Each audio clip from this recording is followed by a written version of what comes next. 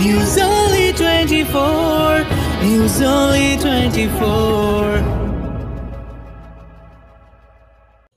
বাংলাদেশে হাইটেনশন তারের কাজে গিয়ে বেসরকারি সংস্থা টাটা কোম্পানির 22 জন তারা বাংলাদেশে আটকে এমন অবস্থায় প্রশাসনের তরফে তাদেরকে দেশে ফিরিয়ে আনা হয়।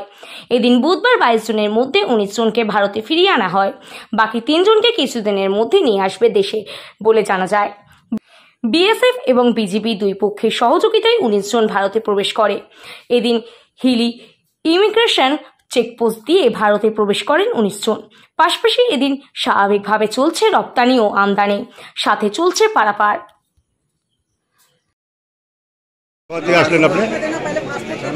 আমি ইন্ডিয়া থেকে মানে বেশি মতলব লড়া ঝগড়া চলছে এরকমে আমি অসুবিধা হলে আমার কোম্পানি এখানে নিয়ে আসবে। ওখানে কী করতে গেছিলেন? আমার ট্রান্সমিশন লাইনে যে বিজলি কাজ আছে ওটা কাজ করতে। কি দেখলেন ওখানে? চলে আসলেন কেন?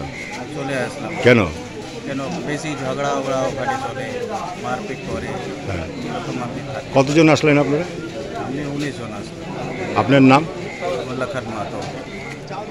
टाटा प्रोजेक्ट लिमिटेड कंपनी में जॉब करते हैं पावर जनरेशन কি কোন কোম্পানি? Transmission line power project. তারপরে কি হলো? अपने तो अवस्था बेसिक खराब है হ্যাঁ अवस्था मतलब कि सिस्टम रहता है ग्राउंड सिस्टम जो पुलिस वहाँ का मतलब आम पब्लिक कंट्रोलिंग पावर आम पब्लिक হ্যাঁ ग्राउंड तो अवस्था बेसिक खराब अनेक खराब। আমি স্যার ধূপচেচিয়া থেকে আসছি, বাংলাদেশ ধূপচেচিয়া। কেন ওখানে কি করতে? ওখানে চাকরি করে স্যার, এটা টাটা প্রজেক্টের একটা কাজ চলছে 400 কেবিডিসি বারাপুকুরা বগুড়া লাইন, ওটা কাজ চলছে হাই টেনশন লাইন। আপনাদেরকে কেন বের করে আনা ভারতে আনা হলো? হ্যাঁ, আমাকে পুরা বাংলাদেশ মিলিটারি পুরা ফুল সাপোর্ট করেছে, পুরা ওখান থেকে এসকর্ট করে আনে পুরা বর্ডার পর্যন্ত ছাড়েছে। তারপরে বিজিবি যে বাংলাদেশ বর্ডার গার্ড ও আনে পুরা লাস্ট বর্ডার পর্যন্ত সাপোর্ট দিয়েছে। কেন আপনাদেরকে বের করে আনা হলো? বের করে স্যার ওখানে সিচুয়েশনটা খারাপ জন্য ওর জন্য বের করে বললো কি কাজ কষ্ট হচ্ছে না, এখন বন্ধ করে দাও, কারণ কি দাঙ্গা ফাসাদ বেশি চলছে, তো ওর জন্য বন্ধ করা হলো। ভারত সরকারের তরফ থেকে আপনাদেরকে আনা হলো? হ্যাঁ, ভারত সরকার তরফে এটা আনা হয়েছে। আপনারা কতজন এসেছিলেন? আমি 19 জন। ওখানকার পরিস্থিতি কি ছিল, কি দেখেছেন, বা আপনাদের উপরে কোনো সমস্যা হয়েছে? না, আমাদের উপরে কিছু সমস্যা হয় না। ওখানে হাই কমিশন যে বাংলাদেশে আগে থেকে অ্যালার্ট দিয়ে দিয়েছিল কি সবে রুমরে থাকেন, বেরোয় কাকে দরকার নেই। আর তারপরে আমি ছাদে যাই, সব দেখছে আগে আগুন ফাগুন লাগাচ্ছে, দোকান বাজার সব লুটমাট করছে, পাথর মারছে, গাড়ি ভাঙছে, এসব করছিল।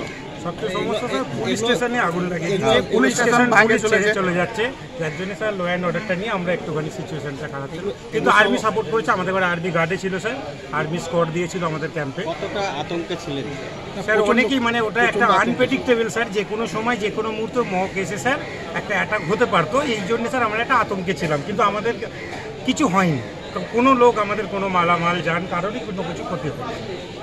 আপনাদের বাড়ি কোথায়?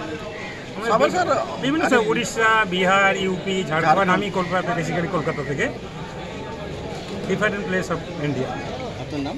রাজীব কুমার সিং। সমর্থী।